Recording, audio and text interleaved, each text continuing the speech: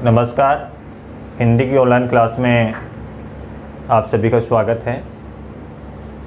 पहले वीडियो में हमने बात की थी सूरदास जी के जीवन परिचय की और सूरदास जी का एक पद हमने पढ़ा था।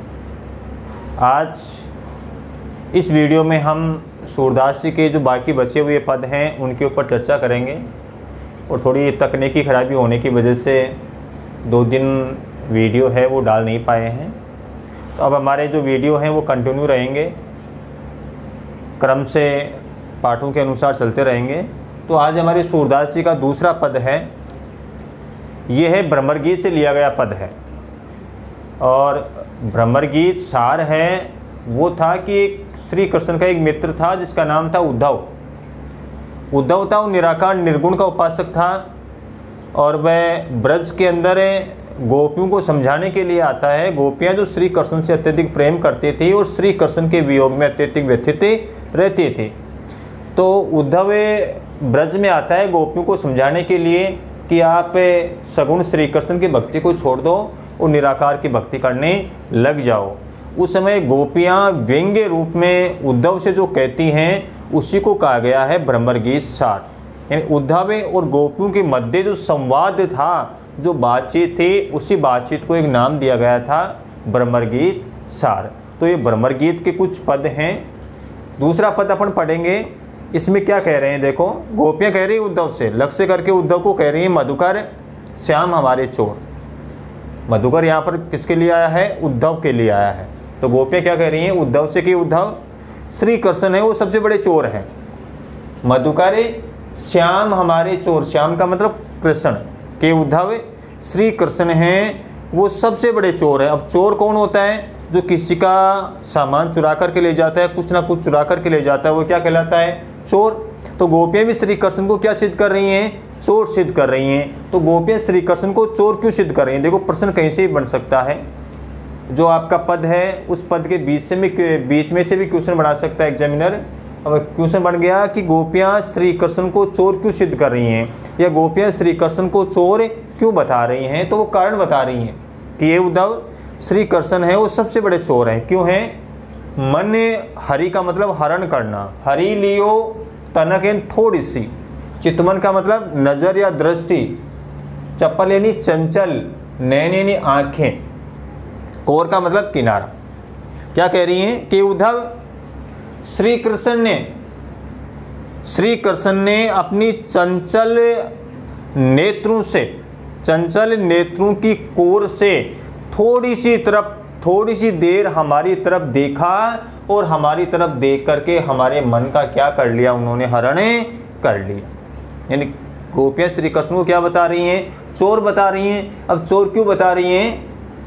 चपल नैन की कोर, चपल का मतलब चंचल, की श्री कृष्ण ने अपनी चंचल नेत्रों से थोड़ी देर के लिए हमारी तरफ देखा। यानी श्री कृष्ण ने अपनी चंचल और तिरछी नज़रों से थोड़ी सी देर के लिए हमारी तरफ देखा और हमारी तरफ देख करके हमारे मन को क्या कर लिया?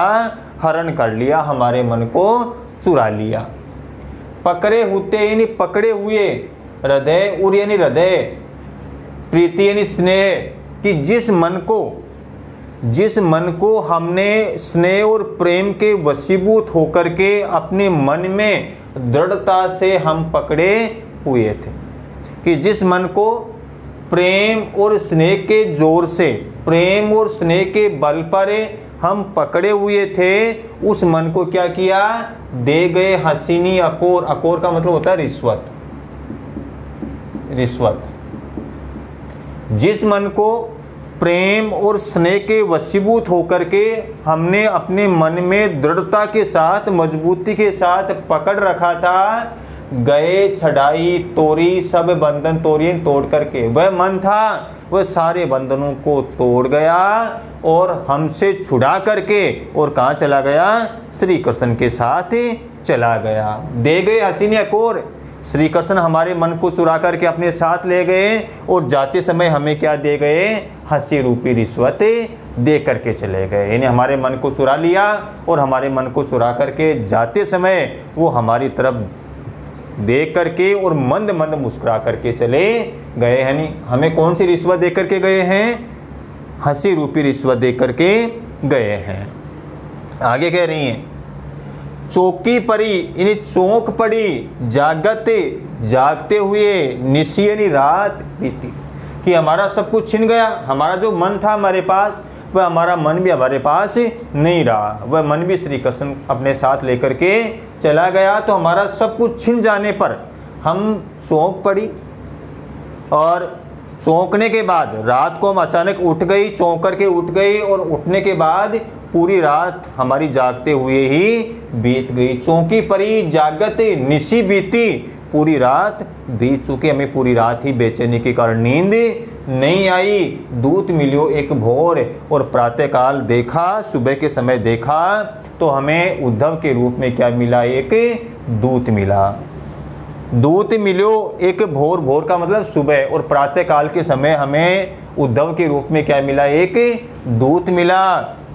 सूरदास प्रभु सबरस लूट्यो, नागर नवल किशोर। इस प्रकार सूरदास जी गोपियों के माध्यम से कह रहे हैं। गोपियां क्या कह रही हैं कि उस नागर नवल किशोर अर्थात श्री कृष्ण ने हमारा हमसे सब कुछ ही लूट लिया है, कि हमारे पास केवल हमारा मन था जो श्री कृष्ण से अत्यधिक प्रेम करता था, उस मन को भी श्री कृष्ण चुरा करके अपने साथ ही ले गया। इसलिए श्री कृष्ण ने हमसे हमारा सब कुछ ही छीन लिया है, हमारा सब कुछ ही हमसे लूट लिया। प्रश्न बनता है कि पंक्ति में नागर नवल किशोर जो विशेषण है वो किसके लिए आया है, तो ये किसके लिए आया है, श्री कृष्ण के लिए, श्री कृष्ण के लिए। नागर नवल किशोर विशेषण किसके लिए आया है, श्री कृष्ण के लिए आया है। ये इनका दूसरा पद था। तीसरे पद की बात करते हैं। अब तीसरे पद में क्या हुआ था कि श्री कृष्ण ब्रज छोड़ करके कहाँ गए थे, मथुरा चले गए थे राजकाज के लिए। उस समय जब श्री कृष्ण ब्रज छोड़ करके मथुरा जा रहे थे तो उन्होंने गोपियों से आने की एक निश्चित अवधि तय की थी, समय तय किया था कि मैं उस दिन वापस आ जाऊंगा। अब श्री कृष्ण ने राजकाज में इतने व्यस्त हो गए कि वो वापस नहीं आ सके। जब श्री कृष्ण वापस नहीं आए तो गोपियाँ श्री कृष्ण के प्रेम में अत्यधिक व्यथित हो गई, अत्यधिक दुखी हो गई। तब उन्होंने श्री कृष्ण को बुलाने के लिए, हालचाल बताने के लिए अनेक संदेश भेजे। तो उन्हीं का यहाँ पर जिक्र किया गया है। क्या कह रही हैं गोपियाँ, उद्धव से कह रही हैं, संदेश नहीं यानी संदेशों से, मधुवन यानी मथुरा, मधुवन यानी मथुरा,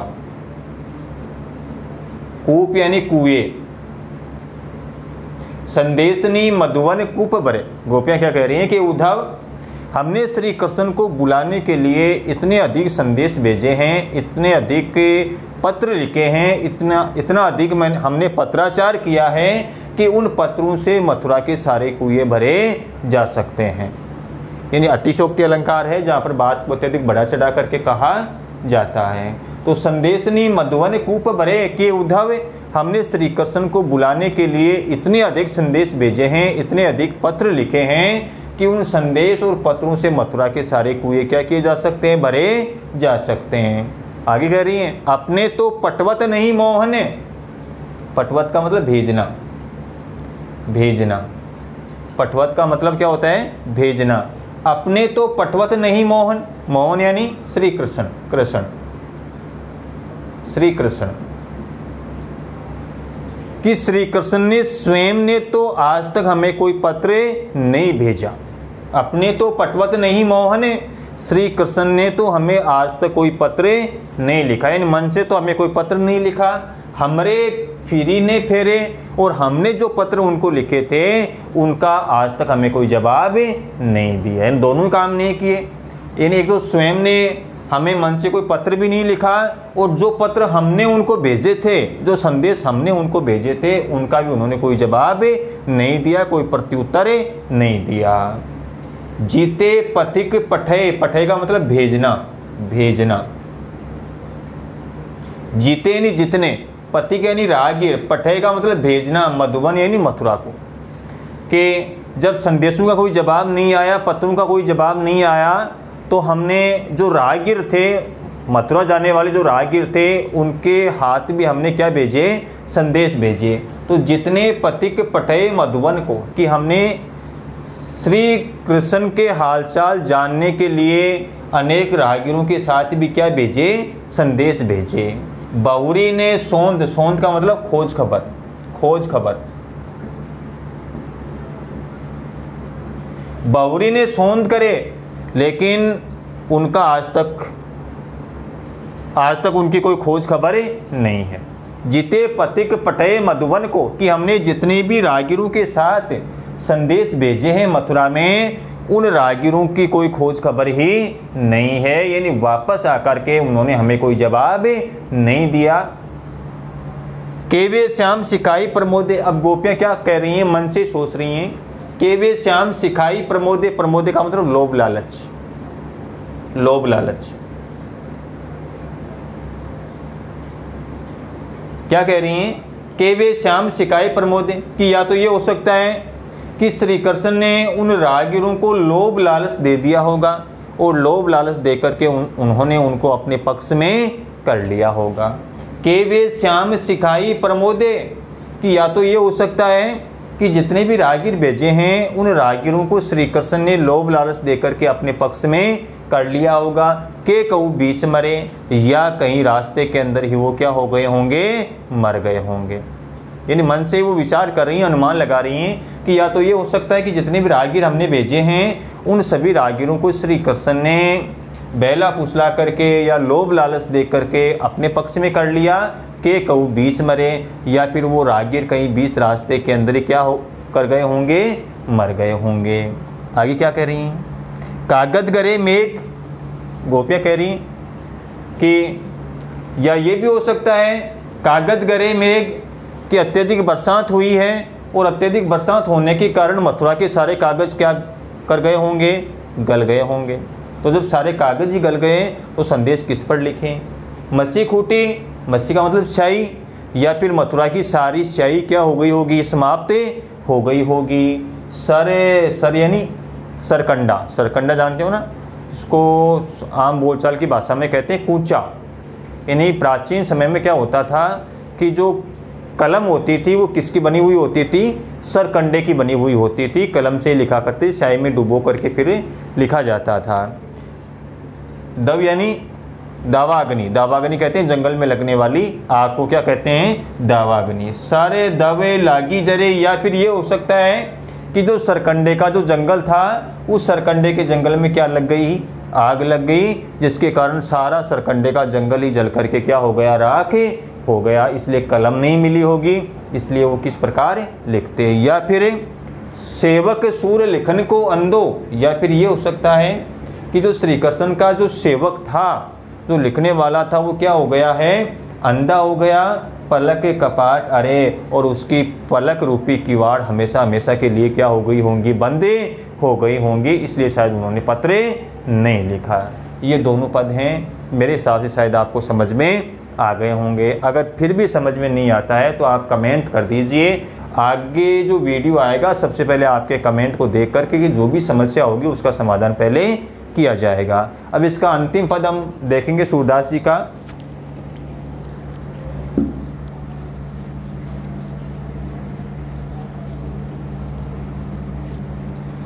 वीडियो समझ में आ रहा है तो आप कमेंट कर सकते हैं वीडियो कैसा लगा आपको।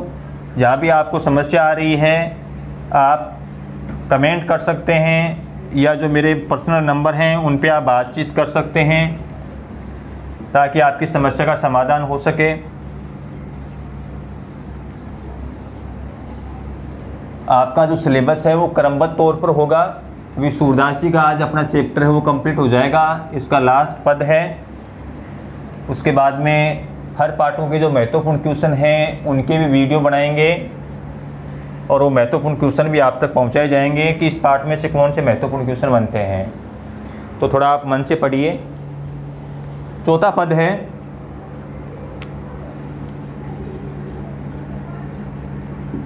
उधो मन माने की बात,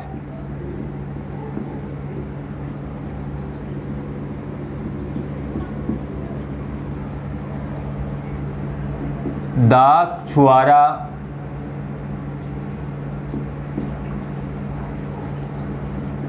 छाड़ी अमृत फल, विष कीरा विषघात।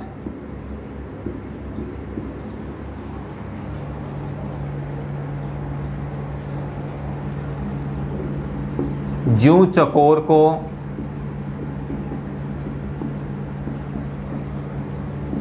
देई कपूर को,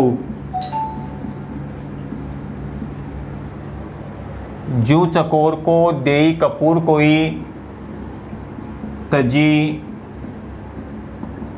अंगार आघात।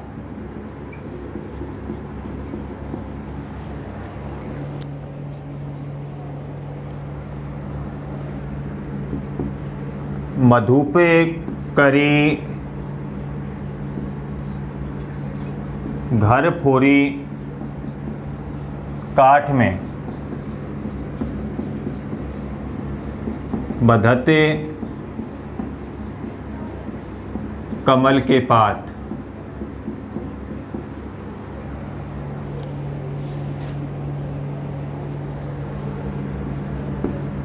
ज्यों पतंगे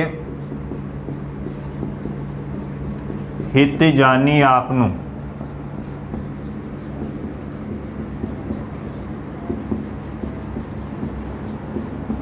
दीपक सो लपटात।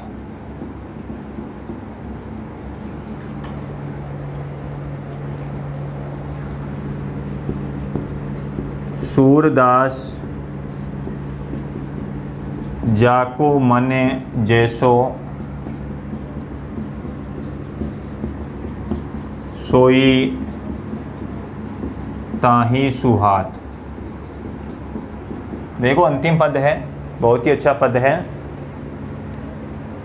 इसमें गोपियाँ उद्धव से कह रही हैं कि उद्धव, जिस व्यक्ति का मन जैसा होता है उसको वही अच्छा लगता है। अगर व्यक्ति बुरा है तो उसे बुरी चीज़ अच्छी लगेंगी, अगर व्यक्ति अच्छा है तो उसे हमेशा ही अच्छी चीज़ें अच्छी लगेंगी। तो जिस व्यक्ति का मन जैसा होता है, जिस व्यक्ति का स्वभाव जैसा होता है, उसको वही चीज़ें क्या लगती हैं, अच्छी लगती हैं। इस बात को गोपियाँ अनेक उदाहरण दे करके यहाँ पर समझा रही हैं। क्या कह रही हैं? उद्धव मन मानने की बात गोपियाँ उद्धव से कह रही हैं। जब उद्धव गोपियों को ये कहता है कि तुम्हें श्री कृष्ण की भक्ति को छोड़ दो, निराकार निर्गुण की उपासना करने लग जाओ, तो गोपियाँ उद्धव को व्यंग्य रूप में क्या कह रही हैं? उद्धव मन मानने की बात, कि उद्धव ये तो मन को मानने की बात है भाई, मन को अच्छा लगने की बात है। मन को जो अच्छा लगेगा मन वही करेगा, चाहे वह चीज़ अच्छी हो या फिर बुरी हो।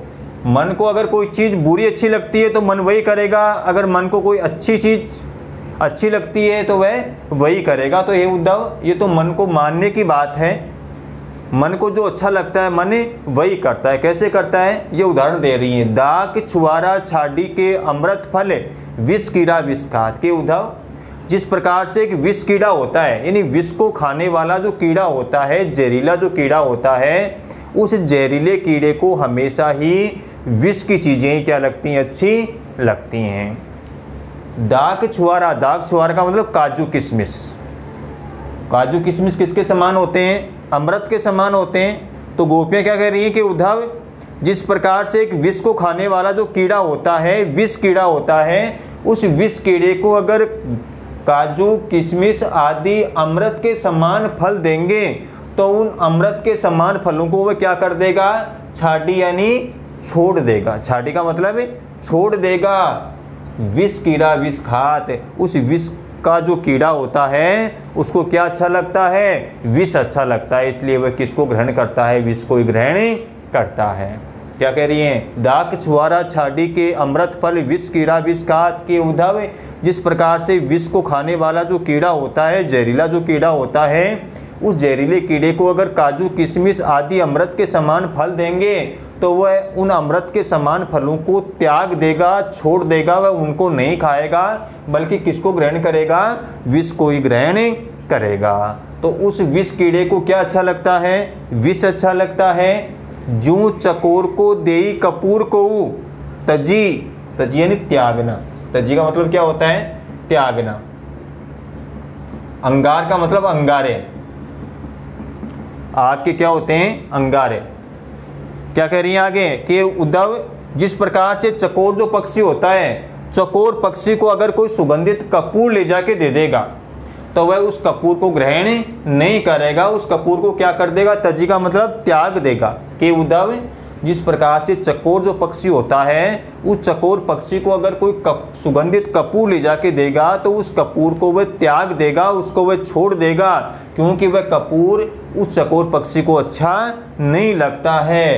अंगार, आघात, आघात का मतलब प्रसन्न होना, प्रसन्न, बल्कि वह जो चकोर पक्षी है वो प्रसन्न होकर के और किसको ग्रहण करेगा, अंगारे को ग्रहण करेगा। क्यों करेगा, क्योंकि वह चकोर पक्षी किससे प्रेम करता है, अंगारों से प्रेम करता है, इसलिए उसको अंगारे क्या लगते हैं, अच्छे लगते हैं। अब बीच में से भी इसमें से शब्दार्थों के अर्थ पूछ सकते हैं, बोर्ड में पूछते हैं आघात शब्द का शाब्दिक अर्थ क्या होता है, प्रसन्न होना। तो इन चीज़ों का भी आप थोड़ा सा ध्यान रखें, शब्दार्थों का भी ध्यान रखें। आगे देखो, मधु पे घर फोरी काट में बदते कमल के पात। आगे क्या उदाहरण दे रही, कितना अच्छा उदाहरण दिया है। मधु, मधु कहते हैं भंवरे को, भंवरा जो फूलों के ऊपर मंडराने वाला होता है उसको क्या कहते हैं, भंवरा।